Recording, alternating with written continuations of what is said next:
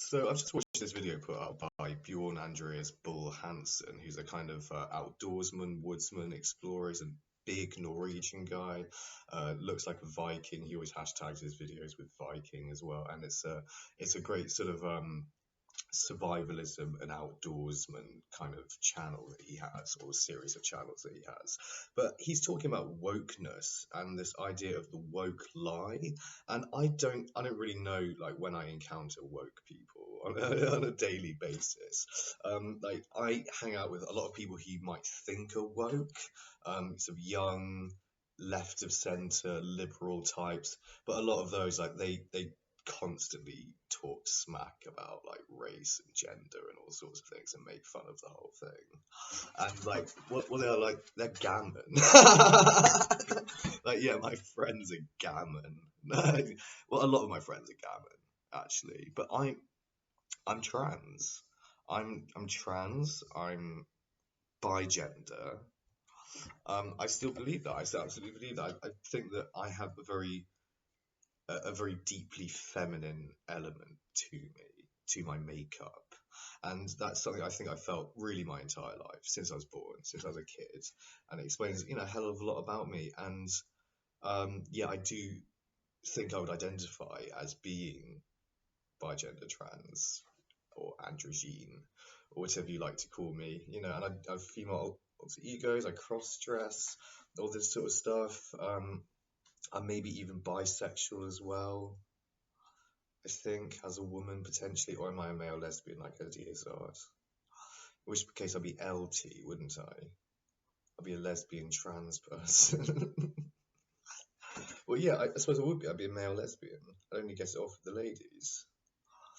Yeah, and only pursue relationships with and sexual relationships with women. Yeah, so I don't know.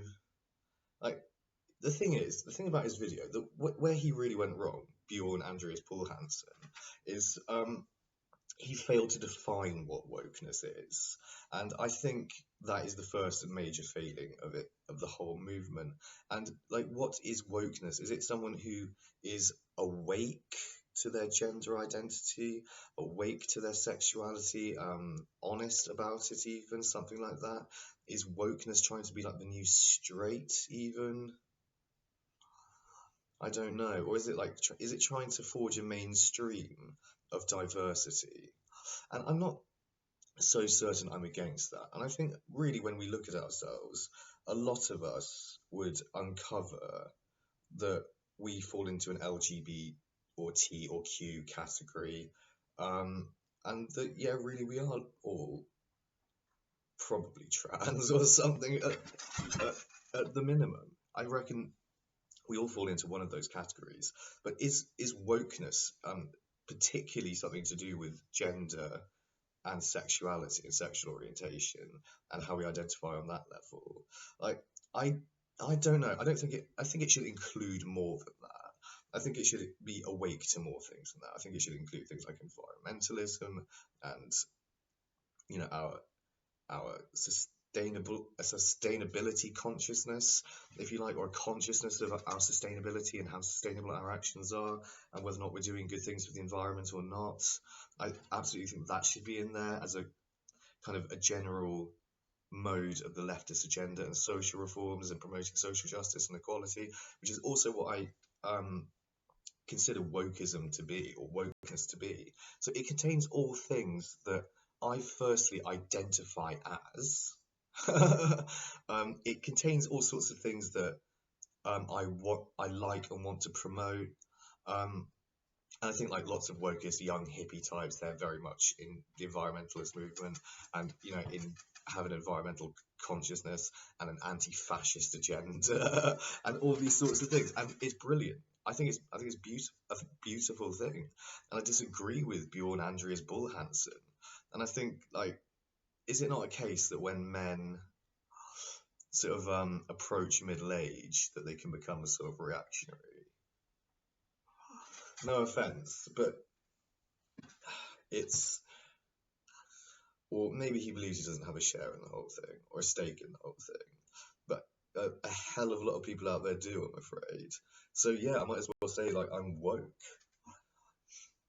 I have a woke consciousness. Like, but other like in addition to that, also like I do have elements of myself that are very masculine. I've huge male interest. I'm incredibly passionate about space exploration and things like this. I don't know if that's like particularly male, but I think all this stuff like sci-fi and space and science, it has a male edge to it, if you know what I mean, particularly in terms of the people who are its traditional adherents, and absolutely promoting women in science, and more women in science the better, in my opinion. But it's a male dominated thing, isn't it, science, unfortunately. And that has traditionally been its image. The image of science is, I'm very say, like the group of nerdy men in the Big Bang Theory, and women being traditionally pushed out of science, which isn't a good thing at all.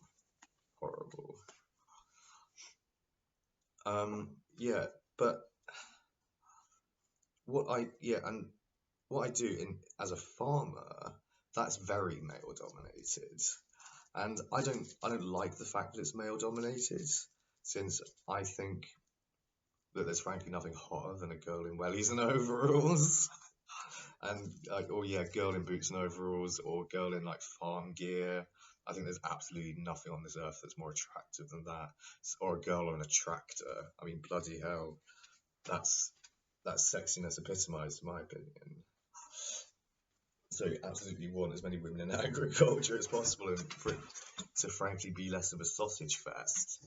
But that bisects very much with an interest in the natural sciences and the life sciences, which I have. But really, what I do specifically in agriculture and farming, which is milking cows, like traditionally, that's woman's work. That's not masculine at all. And you always had cowmen, right? Which I would be, I suppose. But you know, milking cows and a huge amount of animal husbandry, traditionally that is a job for women, of milkmaids and so on. Like, weirdly now, it's kind of reversed. Now that we have mechanical milking parlors, now that we have that, it's become a male-dominated profession, milking, husbandship. I don't know why. There should be, like more women doing it. It's great. And well, anyone who's interested in farming should be able to be involved in farming, I think. At least on some level. I think there's jobs in farming for everyone. I think there's jobs that cater to every kind of skill set in farming, every kind of niche or ability, and you can definitely find a job in farming. And there are good jobs in farming, very good jobs in farming and agriculture. You needn't be working on a farm itself. You might be working for DEFRA or something in a government department. You might be consulting. You might be whatever, or you might be doing something more hands-on. You might be like a foot trimmer, or you then would be working on farms, I suppose, usually, or whatever else, or an AI technician or something like that, or a mechanic, where you're kind of involved in the ancillary industries connected to farming and agriculture, if you see what I mean. And there are always jobs going, and it's a really amazing, rewarding career path, but traditionally a masculine one. And it does involve, masculine competencies, or what we think of as masculine competencies, right? Like physical strength and all this sort of thing. And we consider it like, hard manual work. And it is that also, but it's not as though women haven't also been doing that for millennia, is it? Women have always been working in the fields and so on. When they're working class. And I think feminism very often like muddies the waters with all this trans stuff. And like, it's not, feminism is the enemy of the transgender movement. It's not I think wokeism is highly misunderstood, and this focus on the trans center of the woke movement, I think it's unduly muddying the waters because feminism is the enemy, or a lot of feminists are the enemy of the trans movement. You get trans exclusionary radical feminism, the likes of J.K. Rowling bleating in her some childish, like really kind of key stage 3 level essay that she managed to churn out on trans people, and it's just full of like offensive nonsense, obviously. But like to her, I was like, she's gammon. She's gammon, for God's sake. She doesn't need to be listened to. Like Jermaine Greer, like is she just old gammon? She's just old feminazi gammon at this point. Not someone really worth taking all that seriously, not worth listening to. A sort of a bleating reactionary and all this sort of, yeah. And women, like women in general, like what are women? Who are women? Are they only people with breasts and vaginas? Or like, can women not be more masculine as well and have more tomboyish interests? See, like a lot of them do as well. A lot of them end up working on farms because they want to do that, and they like the idea of working with livestock and machinery and things. So again, like I think also like true wokeism is a lot more right of centre in certain aspects of it than, and it's centrist. I think it's certainly left wing, but I think it tries to incorporate elements of like right wing thinking that we shouldn't, we shouldn't pigeonhole women in society to feminine traditional roles and things like this. And I don't know how that's right of centre, actually, I'm sorry to say, but like, no, we want more women like in traditionally male roles. I think it's always cool, like seeing like a girl who's a mechanic or a farmer or like a builder, which I've never seen actually. I've never seen a lady who's a builder. Unfortunately, that's one profession in which I've never seen a woman working on a building site. And I'm from a farm in the West Country, and I've seen a woman on the roads driving a tractor maybe 4 times in my life. It's atrocious. You hardly ever see it. If women work on farms at all, they almost always work with livestock, which is, again, within farming, the parochial often thing that it is.